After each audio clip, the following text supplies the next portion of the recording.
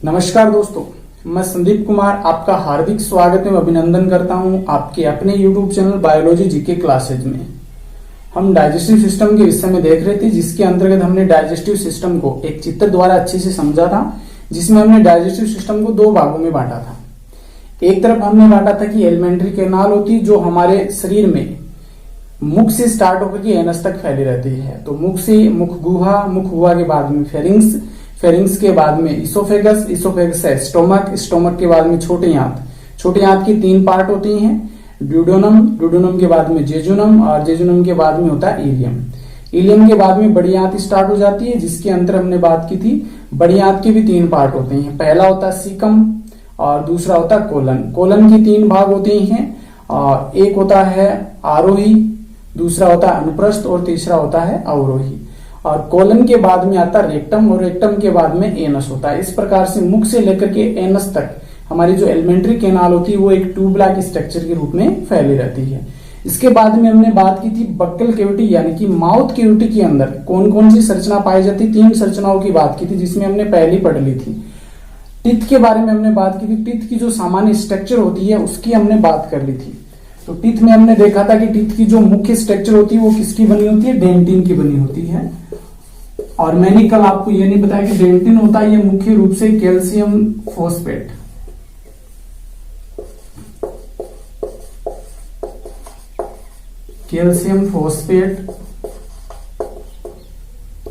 और calcium carbonate का बना होता है।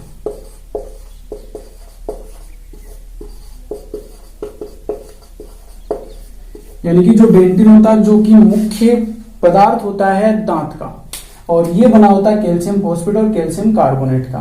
डेंटिन के ऊपर क्राउन यानी कि दांत की तीन भाग देखी थी। सबसे पहला जो ऊपर वाला भाग था वो क्राउन या शिखर था, जो कि एक हमारे शरीर का सबसे हार्डेस्ट पार्ट होता है एनेमल, उसके द्वारा घिरा होता है, जो श्वेत रंग का होता है। और इसके नीचे वाला जो भाग था वो निक था, जो कि जो मसूड़े होते हैं उसके द्वारा घिरा हुआ भाग था। और इसके नीचे वाला भाग कहलाता है रूट या मूल, जिसे बोलते हैं। इसके बाद में बात की थी हमने जो मध्य के अंदर इसमें प्लप कैविटी पाई जाती है, जिसमें दंत कोशिकाएं पाई जाती है जो डेंटिन का श्रावण करती है। और इसके साथ में जो तंत्रिकाएं होती हैं वो होती है, और ब्लड वेसल्स पाई जाती हैं। और इसी कारण से हमने बताया था कि जो दांत होता है वो ग्रत में दसा हुआ पाया जाता है। इस कारण हम जो दांत होते हैं मनुष्य के अंदर वो किस प्रकार के होते हैं, ग्रत दंती होते हैं, थिकोडोंट होते हैं। तो आज हम जो दांत होते हैं वो कितने प्रकार के होते हैं मनुष्य में, उनकी बात करेंगे। तो हमने तीन टर्म की बात की थी कल, ग्रत दंती, तो उसके बारे में हमने देख लिया था। और सेकंड होता है विषम दंती। तो आज हम दांतों की बात कर लेते हैं, कितने प्रकार के होते हैं।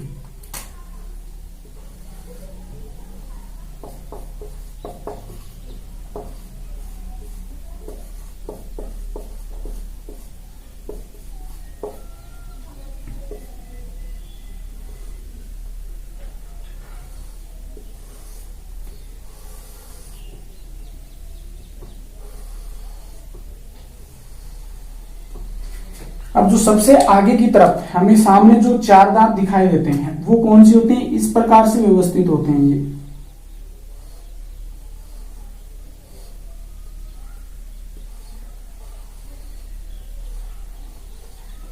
ये चार दांत होते हैं, इनको हम कहते हैं इंसाइजर।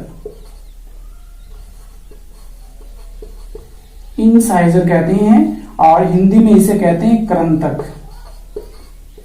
देखो हम एक जबड़े की बात करते हैं तो इसमें क्या होते हैं, मनुष्य में दो जबड़े होते हैं। एक तो होता है अपर जो यानी कि ऊपर वाला जबड़ा, जिससे हम कहते हैं मैक्जिला, और एक होता है लोअर जो यानी कि नीचे वाला जबड़ा, और इसे हम कहते हैं मैंडिबल। तो ऊपर वाले जबड़े में और नीचे वाले जबड़ों में दोनों में 16 दांत होते हैं, 16 होते हैं। तो हम अभी नीचे वाले जबड़े की बात कर लेते हैं। तो नीचे वाले जबड़े में जब हम सामने देखते हैं तो हमें चार दांत दिखाई देते हैं, जो कि थोड़े चपटे प्रकार के होते हैं। इनको हम कहते हैं कृंतक। और साथ में इनकी संख्या की बात करें तो एक जबड़े में संख्या कितनी होती है, 4 होती है। और इनका कार्य भी हम साथ साथ में देख लेते हैं। तो इनका कार्य क्या होता है, भोजन को काटने का कार्य होता है। इनका भोजन को काटने का जो मुख्य कार्य होता है, इनका भोजन को काटने का होता है।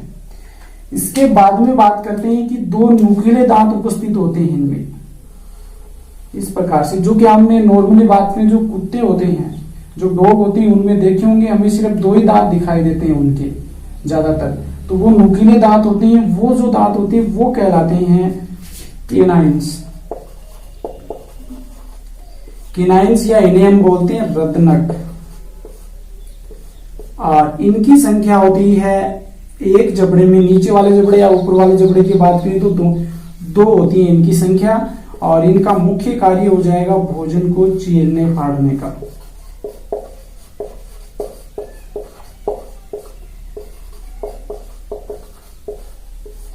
मुख्य कार्य क्या हो जाएगा? भोजन को चीरने फाड़ने का। इसके बाद में जो टीथ होते हैं वो होते हैं संख्या में 2, जो कि इस प्रकार से व्यवस्थित होते हैं, जो कि थोड़े मोटे प्रकार के होते हैं ये।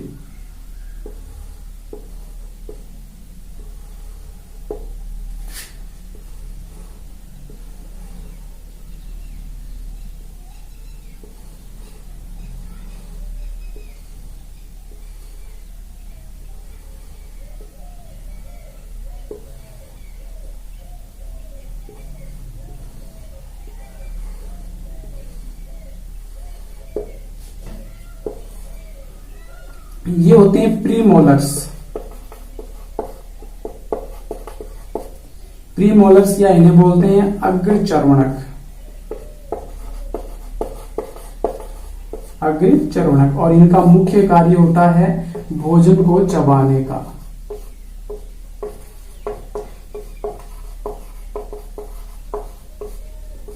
इनकी संख्या की बात करें तो एक जबड़े में इनकी संख्या होती है 2 इस तरफ, यानी कि टोटल 4 होती है इनकी संख्या। अब जो तीसरे प्रकार की जो दांत होती हैं, चौथे प्रकार की, वो होती हैं यहाँ पे उपस्थित होते हैं, ये भी थोड़े मोटे ही प्रकार के होते हैं।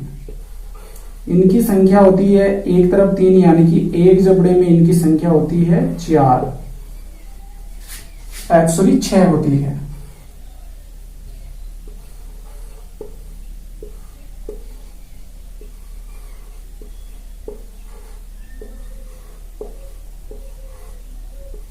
ये इस प्रकार से व्यवस्थित होते हैं, 3 इस तरफ होते हैं, 3 इस तरफ होते हैं। तो इनको हम कहते हैं चर्वणक, या इन्हें बोलते हैं मोलर्स। मोलर्स या चर्वणक।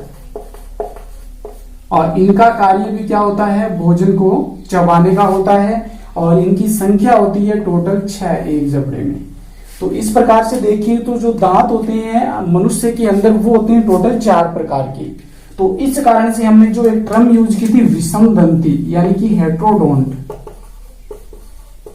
ये टर्म यहाँ पे आपको अच्छे से क्लियर हो गई होगी, क्योंकि विषम का मतलब होता है भिन्न भिन्न या अलग अलग, या हेट्रोडोंट बोलते हैं इसे। तो भिन्न भिन्न यानी कि हमारे जो मनुष्य होते हैं उनमें क्या होता है? भिन्न भिन्न प्रकार के दांत होते हैं, अलग अलग प्रकार की होती हैं, और ये होती हैं 4 प्रकार की। तो सबसे पहले आगे वाले जो हमें दिखाई दे रहे वो होते हैं इंसाइजर या कृंतक, जिनकी संख्या हम एक जबड़े की बात करें तो एक जबड़े में क्या कितनी होती है? इनकी संख्या 4 होती है। इनका मुख्य कार्य क्या होता है? भोजन को काटने का। इसके बाद में देखो थोड़े नुकीले जो दांत दिखाई दे रहे हैं, जिन्हें हम केनाइंस कहते हैं, रत्नक कहते हैं। इनकी संख्या होती है एक जबड़े में 2, और इनका मुख्य कार्य होता है भोजन को चीरने फाड़ने का।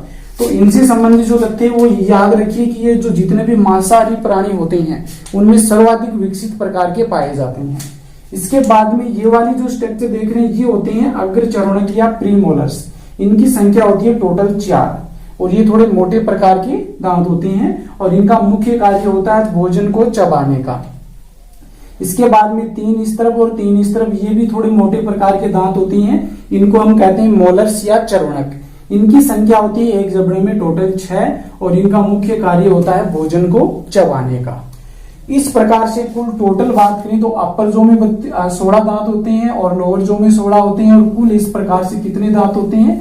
32 दांत होते हैं, जो कि स्थायी प्रकार की हम बात कर रहे हैं। स्थायी जो दांत होते हैं टोटल 32 होते हैं मनुष्य के अंदर। अब देखो यहां से एक फॉर्मूला बन जाता है, वो फॉर्मूले से संबंधित क्वेश्चन बहुत बार एग्जाम में पूछा जाता है। डेंटल फॉर्मूला या सूत्र, जो दंत सूत्र होता है वो। तो ये जो फॉर्मूले की बात करें तो इसमें देखो सबसे पहले बात करें तो इसमें इसको हम 2 भागों में यहां पे बांट देते हैं, तो हम आधा जो नीचे वाला आधा जबड़ा है उसकी बात करते हैं, आधे जो की बात करते हैं उसके अनुसार जो आधा जो इधर है आधा जो इधर है, तो आधा जो हम क्या करते हैं ऊपर लिख देते हैं और आधा जो इधर नीचे लिख देते हैं। जैसे यहाँ पर आई यानी कि इंसाइजर हैं, कितने हैं टोटल, तो 2 हैं टोटल, इस तरफ 2 इस तरफ है, तो 2/2 हो जाएगा।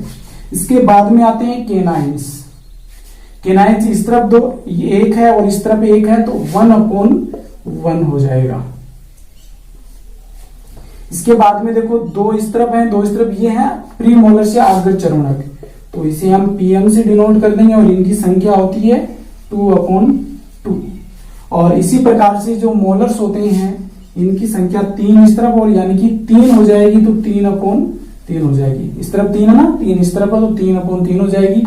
और ये होता है सामान्यतः जो डेंटल फॉर्मूला होता है, और इसको हम 2 से मल्टीप्लाई करते हैं तो संख्या हमारी टोटल 32 प्राप्त हो जाती है। कैसे होती है, देखो ऊपर वाले जो दांत होते हैं वो 3, 2, 5, 6, 7, 8, यानी कि एक तरफ जो आधे जबड़े की बात करें तो उस तरफ कितने होते हैं 8 दांत होते हैं, इनको हम 2 से गुणा करेंगे तो टोटल कितने हो जाएंगे 16 हो जाएंगे। और नीचे वाले इधर वाले जबड़े की बात करें तो 2, 3, 4, 5, 5 और 3 8 ये होते हैं, इनको गुणा करेंगे तो 16 हो जाएंगे और 16 कितने हो जाएंगे 32 हो जाएंगे। ये होता है डेंटल फॉर्मूला या दंत सूत्र।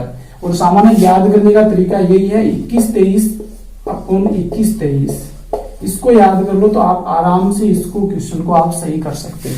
ये होता है मनुष्य की जो स्थायी दांत होते हैं उनका डेंटल फॉर्मूला। अब देखो ये तो होता है मनुष्य के स्थायी दांतों का डेंटल फॉर्मूला। हम जो दूध के दांत होते हैं उनकी भी बात कर लेते हैं। इसका एक बार स्क्रीनशॉट लेना चाहते हैं तो ले लो आप अच्छे से, क्योंकि चित्र आप अच्छे से समझ लोगे तो आराम से ये पूरा टॉपिक आपको समझ में आ जाएगा। जो विषम दंती प्रकार के होते हैं या दांत होते हैं उनके कितने प्रकार होते हैं वो आपको अच्छे से समझ में आ जाएगा। तो ये होता है डेंटल फॉर्मूला। अब नेक्स्ट बात कर लेते हैं हम जो दूध के दांत होते हैं उनकी बात कर लेते हैं।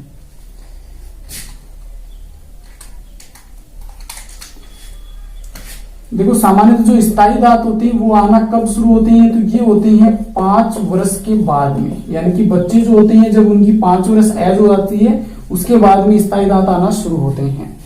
और ये लगभग 12 वर्ष तक स्थायी दांत आ जाते हैं, 12 वर्ष तक स्थायी दांत आ जाते हैं। और जो लास्ट में अक्कल जाट जिसे बोलते हैं या जिसे हम विजडम टीथ कहते हैं,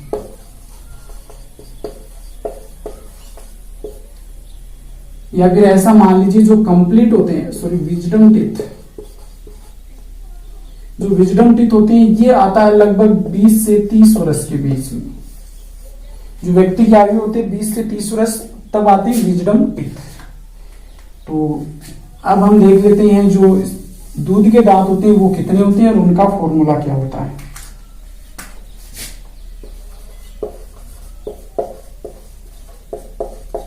देखो दूध के दांतों की संख्या होती है टोटल 20 और इसका फॉर्मूला हो जाएगा, इसमें देखो मैं बता दूंगा कौन से एब्सेंट होते हैं कौन से प्रेजेंट होते हैं। इंसाइजर इसमें कंप्लीट जो यहाँ पे उपस्थित होते हैं उतने ही होते हैं, 2/2 हो जाएगा। इसी प्रकार से केनाइन्स होते हैं, ये भी इनकी भी संख्या 1 होती है। और इसके बाद में बात करते हैं जो प्रीमोलर्स होते हैं ये इनमें एब्सेंट होते हैं, ये आप याद रखिए, प्रीमोलर्स बिल्कुल भी नहीं पाए जाते हैं। और जो अगर चरणक की बात कर रहे हैं तो ये एब्सेंट होते हैं। इसमें मोलर्स होते हैं, इनकी संख्या यहाँ पे 2 होती है, यानी कि जो अक्कल जाड़ होती है विजडम टीथ होता है वो यहाँ पे एब्सेंट होता है। ये होता है दूध के दांतों का फॉर्मूला। इसको 2 से मल्टीप्लाई करेंगे तो ये टोटल ऊपर वाले 5 है तो 5 10 और 10 नीचे वाले टोटल ये 20 दांत हो जाएंगे। और आपको याद यहाँ पे ये रखना, ये तो फॉर्मूला हो जाएगा 2102। याद ये रखना, क्वेश्चन बहुत बार आता है कि दूध के दांतों में कौन से जो दांत होते हैं, कौन से प्रकार के दांत होते हैं वो एब्सेंट होते हैं। तो यहाँ पर जो प्रीमोलर्स होते हैं या इन्हें हम अग्रचर्वणक कहते हैं, ये पूर्णतया एब्सेंट होते हैं। इसके अलावा जो विजडम टीथ होता है या इसे हम अक्कल जाड़ बोलते हैं,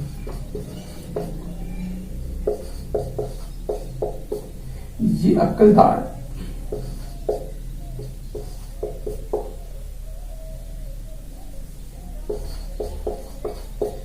ये क्या होते हैं, ये भी एब्सेंट होते हैं। यानी कि जो दूध के दांत होते हैं इसमें प्रीमोलर्स नहीं पाए जाते हैं और विजडम टीथ नहीं पाए जाते हैं। इसी कारण से ऐसा क्वेश्चन भी बहुत बार आता है कि हमारे जो मनुष्य के दांत होते हैं उनमें से कौन से ऐसे दांत होते हैं, वो देखो हमने बात की थी डाइफोडोंट। चलो यहां पे लिख देता हूं, ये मैं मिटा देता हूं। हम सब ने अभी पता कर लिया कि जो दूध के नॉर्मली बात करें तो दांत होते हैं मनुष्य में क्या होते हैं, 2 बार आते हैं। तो इस कारण से हमने एक शब्द यूज किया था डाइफायोडोंट, यानी कि द्विबार दंती। तो ये टर्म भी हमारी क्लियर हो गई है, क्योंकि मनुष्य में जो दांत होते हैं वो 2 बार आते हैं पूरे जीवन भर में। शुरुआत में दूध के दांत होते हैं, इसके बाद में स्थायी दांत आते हैं। लेकिन जो अपवाद स्वरूप क्या होता है, कई बार ऐसा क्वेश्चन आ जाता है कि मनुष्य के दांतों में ऐसे कौन से दांत होते हैं जो कि सिर्फ एक बार होते हैं या मोनोफायोडोंट होते हैं।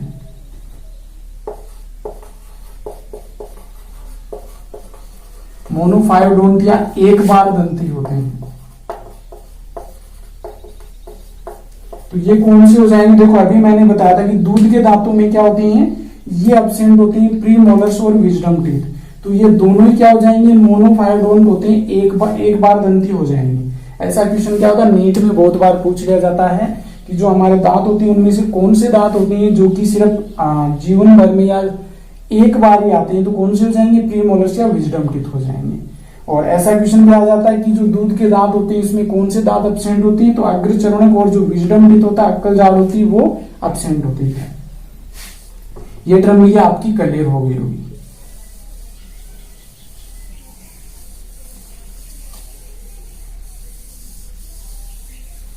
ये हो गया सामान्य जो हमारे जो दांत की स्ट्रक्चर होती है उसके बारे में। अब नेक्स्ट शायद आपको ये अच्छे से समझ में आ गया होगा। अब नेक्स्ट बात करते हैं हम जो टंग है, यानी कि हमने बात की थी जो बक्कल कैविटी है या जो माउथ कैविटी है, उसमें दांत के बारे में या टीथ के बारे में हमने अच्छे से डिटेल से अच्छे से समझ लिया है। अब नेक्स्ट हम समझते हैं जो टंग होती है, जिह्वा होती है, टंग या जिह्वा, इसे हम जीभ भी कह देते हैं सामान्य भाषा में। इसके बारे में देखते हैं। देखो जिह्वा याद रखिए, ये क्या होता है, एक मस्कुलर ऑर्गन होता है। मस्कुलर ऑर्गन यानी कि ये एक पेशी अंग होता है, पेशी से बना होता है। और ये हमारी गर्दन में जो एक बोन पाए जाते हैं जिसे हम हायोड बोन कहते हैं, हायोड अस्थि या हायोड बोन, इसके साथ में जुड़ा हुआ होता है, जुड़ी रहती है। यानी कि जो टंग होती है ये मस्कुलर ऑर्गन होता है, पेशी अंग होता है। और जो हमारी जो गर्दन होती है उसमें एक बोन पाई जाती है, हायोड बोन, उसके साथ में ये जो जिह्वा होती है, टंग होती है, जुड़ी हुई होती है। और ये जो हायोड बोन होती है एकमात्र बोन होती है जो कि दूसरी हड्डी से नहीं जुड़ी हुई पाई जाती है। ऐसा क्वेश्चन भी आ जाता है कि कई बार कि ऐसी कौन सी बोन है या कौन सी अस्थि है जो किसी अन्य बोन से नहीं जुड़ी हुई होती है, तो यही होती है हायोड बोन जो किसी अन्य अस्थि से नहीं जुड़ी हुई होती है। अब जिह्वा में क्या होता है, बहुत सारे उभार पाए जाते हैं। उभार मतलब कुछ उभरी हुई संरचनाएं मिलती हैं, उभरी हुई रचनाएं पाई जाती हैं। और इन रचनाओं को हम कहते हैं पेपिला या पेपिली कहते हैं। और ये मुख्य रूप से जो पेपिली होती है 4 प्रकार की होती हैं। यानी कि जो टंग होती है, आप अच्छी सी गौर करके टंग को देखना, उन टंग में आपको बहुत सारे उभरे हुए उभार से नजर आएंगे। वो उभार क्या कहलाते हैं, पेपिली कहलाते हैं। और ये जो पेपिली होती हैं ये संख्या में 4 प्रकार की पाई जाती हैं। अब इन चारों प्रकार की जो पेपिली है इनकी बात करते हैं हम, और किस प्रकार से व्यवस्थित होती हैं टंग के ऊपर और कितने प्रकार की होती हैं ये। चलो स्टार्ट करते हैं। तो सबसे पहले हम साथ में जिह्वा की स्ट्रक्चर बना लेंगे और साथ में इनको समझ लेंगे कि किस प्रकार से व्यवस्थित होती है।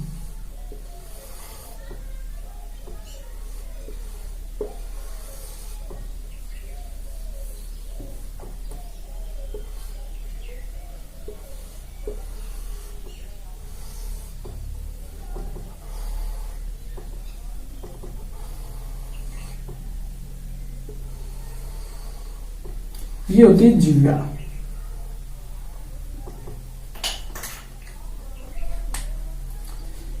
सबसे पहला जो प्रकार आता है वो होता है फिलीफोरम।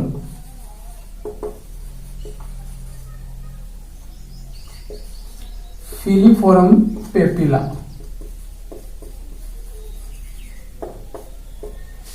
इसकी बात करें तो ये सबसे स्मॉलेस्ट होती है, यानी कि सबसे छोटी होती है, सबसे छोटी होती है, मोस्ट अबंडेंट होती है,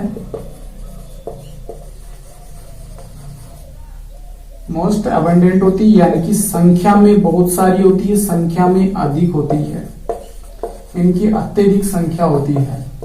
और आपको याद ये भी रखना कि इसमें स्वाद कलिकाएं नहीं पाई जाती हैं, स्वाद कलिकाएं अब्सेंट होती हैं, नहीं पाई जाती हैं। तो किस प्रकार से देखो, पूरी जीवा में इस प्रकार से व्यवस्थित होती है।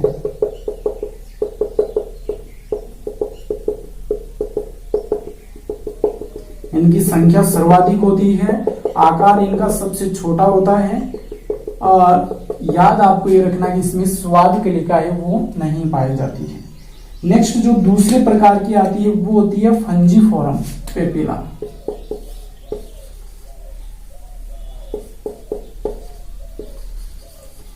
फंजीफोरम पेपिला,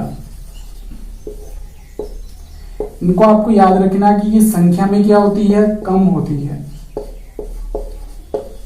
संख्या में कम होती है, और इन पर स्वाद कलिकाएं पाई जाती हैं।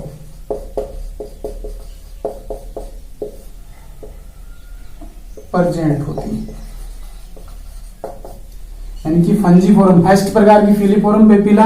ये जो आपको ब्लैक ब्लैक दिखाई है, इसमें देखो अलग अलग कलर से बना देंगे जिससे आपको दिक्कत नहीं होगी समझने में। ये हो जाएगी फंजीफोरम पेपिला, सॉरी फिलीफोरम पेपिला।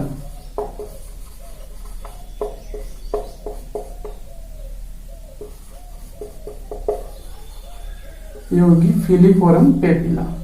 इसके बाद में देखो जो फंजीफोरम पेपिला है, ये मैं रेड कलर में बना देता हूं। संख्या में क्यों कम होती है और स्वाद कलिकाएं इनमें अब्सेंट होती है। संख्या में क्या होती है, ये कम होती है इनकी तुलना में, और ये जो रेड कलर की होती है ये होती है फंजीफोरम पेपिला। फंजीफोरम पेपिला। इसके बाद में जो नेक्स्ट प्रकार की होती हैं वो होती हैं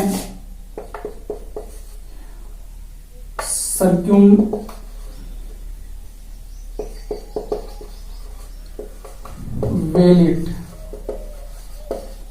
सर्क्यूमवेलिट पेपिला, यानी कि तीसरे प्रकार की जो आती है वो होती है सर्क्यूमवेलिट पेपिला, और ये होती है संख्या में बहुत ही कम,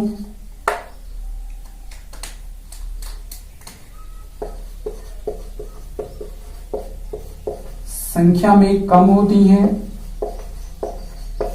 और इन पर सर्वाधिक स्वाद कलिकाएं पाई जाती हैं।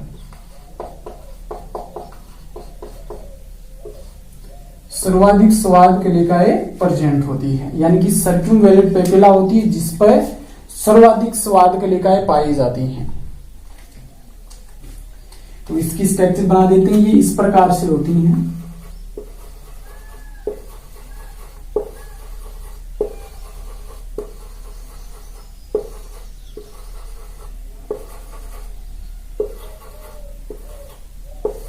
इसको बोलते हैं हम सर्क्यूमवेलिट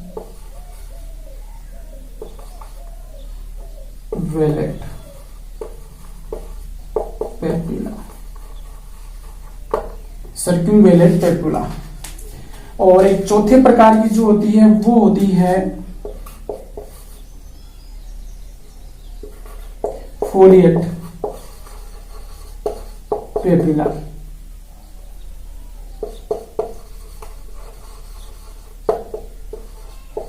फोलिएट पेपिला ये सामान्य क्या होती है, अडल्ट में अब्सेंट होती है। तो हमें इसके बारे में पढ़ने की आवश्यकता नहीं है। तो जो टंग होती है, जीवा होती है, इसके ऊपर बहुत सारे उभरी हुई रचनाएं पाई जाती है जिन्हें हम पेपिला कहते हैं। पेपिला होती है सामान्यतः 4 प्रकार की। तो सबसे पहली है फिलीफोरम पेपिला, जो कि स्मॉलेस्ट होती है, सबसे छोटी होती है। इसमें बात करें तो मोस्ट अबंडेंट, संख्या में बहुत अधिक होती है, इन पर स्वाद कलिकाएं नहीं पाई जाती हैं।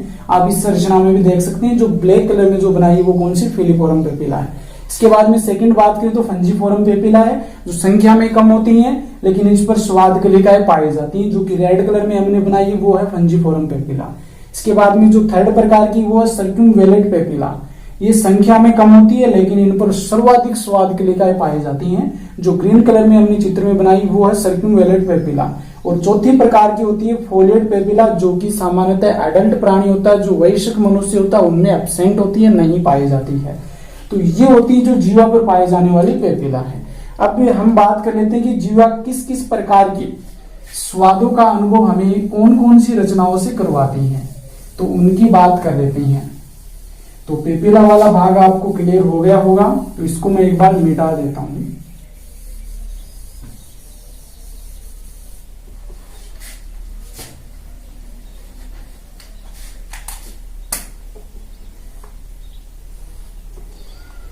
तो इसके स्वाद की बात करें तो सबसे जो आगे वाला भाग है, ये वाला भाग, ये कहलाता है अग्रभाग। और ये जो अग्रभाग होता है ये हमें मीठे स्वाद का अनुभव करवाता है।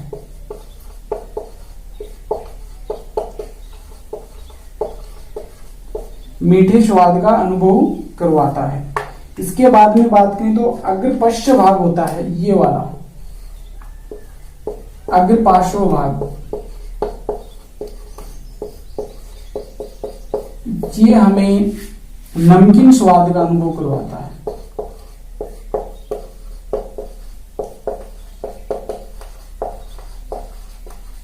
नमकीन स्वाद का अनुभव करवाता है। इसके बाद में जो सबसे पीछे का भाग है, ये वाला, ये होता है पश्च भाग, और ये हमें कड़वे स्वाद का अनुभव करवाता है। और पश्च पार्श्व भाग है,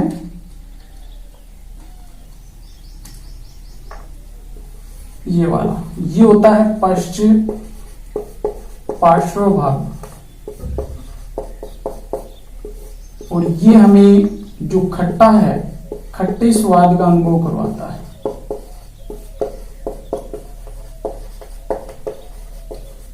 यानी कि जो जीवा होती है वो हमें अलग अलग स्वादों का अनुभव करवाती है, और ये होता है जो जीवा पर स्वाद कलिकाएं पाई जाती हैं उन्हीं के कारण होता है।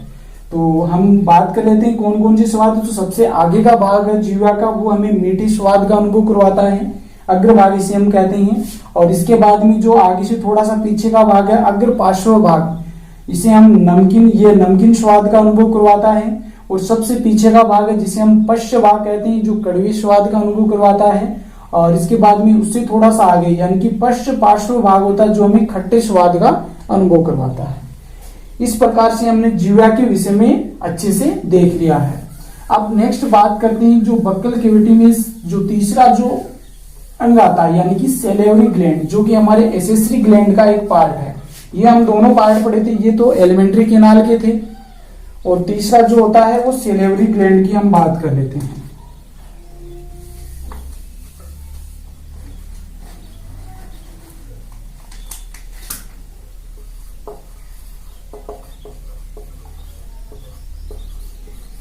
सेलेवरी ग्लैंड, या इसे हम लार ग्रंथि कहते हैं हिंदी में। लार ग्रंथि की बात करें तो ये हमारे शरीर में क्या होती है, सामान्यतः जो मानव शरीर की बात करते हैं तो मानव में ये 3 जोड़ी पाई जाती है। कितनी होती है?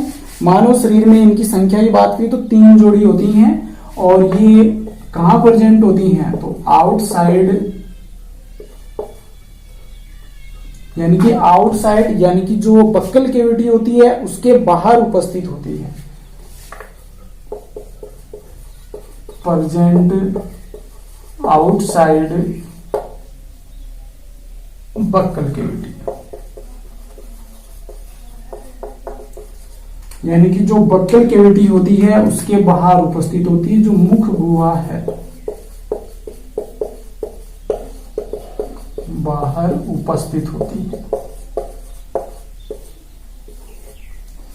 सेलेवरी ग्लैंड यानी कि लार ग्रंथि होती है, ये संख्या में कितनी होती है? 3 जोड़ी होती हैं और ये बक्कल कैविटी के बाहर स्थित होती हैं। अब इनकी स्ट्रक्चर देख लेते हैं। तो बक्कल कैविटी में जो बाहर होती है तो किस प्रकार से व्यवस्थित होती हैं, चित्र के द्वारा आपको अच्छे से समझ में आ जाएगी।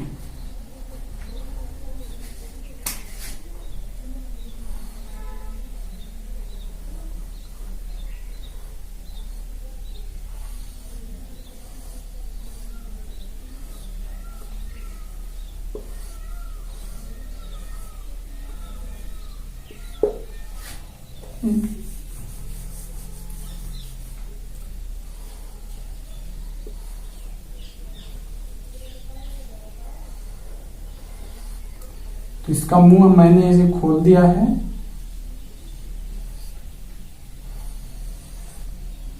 ऐसे क्या हमें जो लार ग्रंथि है वो नजर नहीं आएगी, मुख नहीं खोलेगा तो। यहाँ पे होता है कान। तो जो लार ग्रंथि है सबसे पहले हम बात करते हैं, इसमें होते हैं ये टीथ बना देता हूं मैं और टंग बना देते हैं। ये होती है टंग। एक लार ग्रंथि यहां पे स्थित होती है।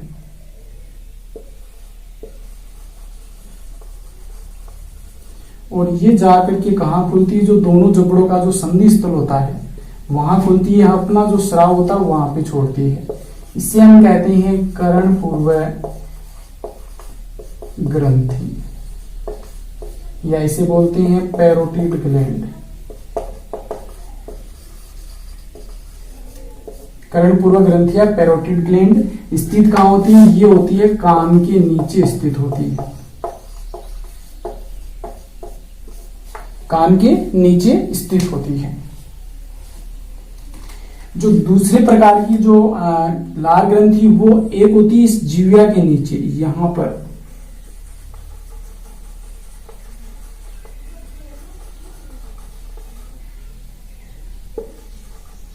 ये खुलती है जो जीवा होती है उसके नीचे की साइड में। आप अभी महसूस कर सकते हैं इसे। तो जैसे जीवा उठाते तो उसके नीचे से लार निकलती हुई हमें महसूस होती है। ये कहलाती है अधोजीवा ग्रंथि।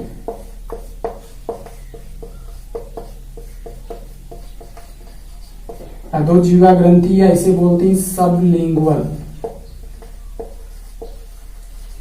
ग्लैंड। सबलिंगुअल ग्लैंड, और ये होती है जीवा के नीचे। जीवा के नीचे स्थित होती है। और तीसरे प्रकार की जो होती है वो होती है जो नीचे वाला जबड़ा होता है इसके नीचे, और इस जबड़े के नीचे ही यहाँ पे खुलती है, और इसे हम कहते हैं अधोजंब ग्रंथि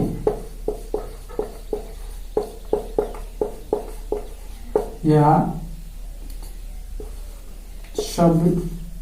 सबमेंडिबल ग्लैंड। अधोजंब ग्रंथि या सबमेंडिबल ग्लैंड ये कहां होती है? तो जो नीचे वाला जबड़ा है, नीचे वाले जबड़े के नीचे स्थित होती है। ये 3 जोड़ी ग्रंथियां होती हैं जो कि हमारे जो बक्कल कैविटी है उसके बाहर स्थित होती है। किस प्रकार से व्यवस्थित होती है?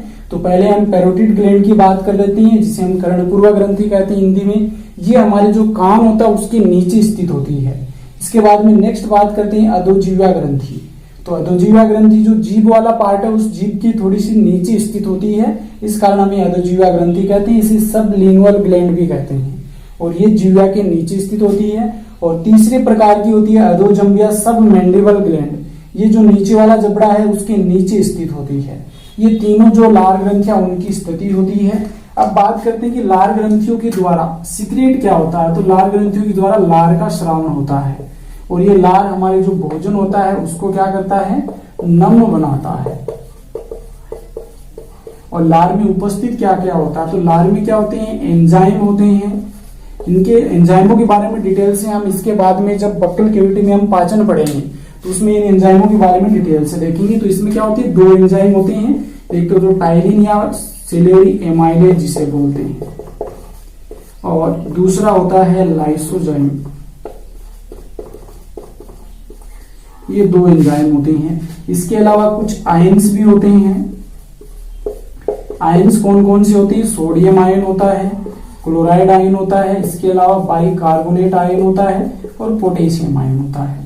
और इसके अलावा श्लेष्मा भी इसमें पाया जाता है जो कि भोजन को लसलसा बनाता है। ये होती है लार, जिसके अंदर एंजाइम होते हैं, आयंस होते हैं और श्लेष्मा होती है। ये हमने बात कर ली जो लार ग्रंथि है उसके विषय में। नेक्स्ट वीडियो में हम क्या करेंगे, साथ साथ में हम पाचन की क्रियाविधि भी देखेंगे, जिसमें हम अगले वीडियो में बक्कल कैविटी में होने वाले पाचन के विषय में बात करेंगे। आज का वीडियो आपको कैसा लगा है? अगर अच्छा लगा है तो कमेंट करके जरूर बताइए और वीडियो को अधिक से अधिक शेयर कीजिए ताकि जो जरूरतमंद बच्चे हैं उनको ये वीडियो प्राप्त हो सके और उनकी तैयारी लगातार चलती रहे। वीडियो को लाइक कीजिए, अधिक से अधिक शेयर कीजिए और यदि अभी तक आपने मेरे चैनल को सब्सक्राइब नहीं किया तो सब्सक्राइब जरूर कर लीजिए। वीडियो देखने के लिए आपका बहुत बहुत धन्यवाद।